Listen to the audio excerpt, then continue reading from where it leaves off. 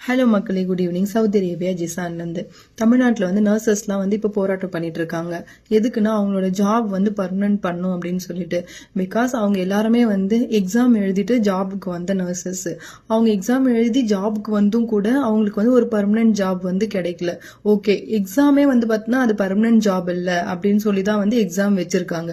But 2 இயர்ஸ்ல permanent பண்ணுவேன் அப்படின்னு சொல்லிட்டு எடுத்த எக்ஸாமு இப்போ பார்த்தீங்கன்னா கிட்டத்தட்ட 2 இயர்ஸ்க்கு மேலேயே ஆயிடுச்சு. ஆனாலும் பார்த்தீங்கன்னா இன்னும் யாரையுமே பர்மனன்ட் பண்ணவே கிடையாது. அவங்க ஒரு 3 டேஸா அங்க போராட்டம் பண்ணிட்டு இருக்காங்க. போராட்டம் பண்ணவங்களை அங்கிருந்து எடுத்துட்டு கீழாம்பாக்கம் பஸ் ஸ்டாண்ட்ல விட்டு இருக்காங்க. லாஸ்டா பாத்தீங்கன்னாக்கா நம்மளோட ஹெல்த் மினிஸ்டர் கொடுத்த பேட்டியில என்ன சொல்லியிருக்காருனாக்கா, அவங்களுக்கான வேகன்சி இல்ல அப்படின்னு சொல்லி அவங்க சொல்லியிருக்காங்க. வேகன்சி இல்லாத இடத்துல இத்தனை நாளா இவ்வளவு நர்சஸ் எப்படி ஒர்க் பண்ணிட்டு இருக்காங்க. அவங்களோட அங்க தேவை இருக்கிறதுனால தான் அவங்க அங்க ஒர்க் பண்ணிட்டு இருக்காங்க. தேவையில்லாத எங்களுக்கு வேகன்சி இல்ல, பட் நர்சஸ் வேணும் அப்படின்னு சொல்லி சொன்னா இது என்னவா இருக்கும்?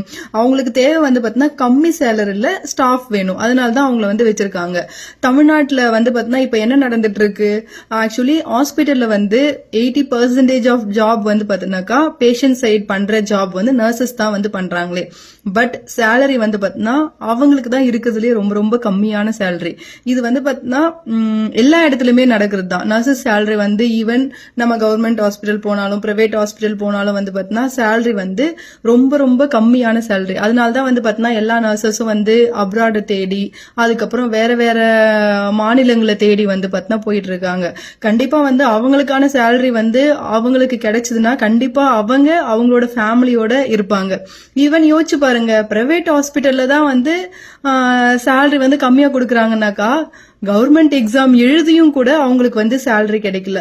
கண்டிப்பா ஆக்சுவலி அவங்களும் ரொம்ப நாளா போராட்டம் பண்ணிட்டு இருக்காங்க. போராட்டம் பண்ணுவாங்க, அடுத்த டைம் பண்றேன் அப்படின்னு சொல்லிட்டு அவங்களுக்கு பார்த்தா ஒரு வாக்குறுதிகள் தருவாங்க. அடுத்த டைமும் மறுபடியும் அவங்க போராட்டம் பண்றாங்க. இப்படியேதான் ரொம்ப நாளா போயிட்டு இருக்கு.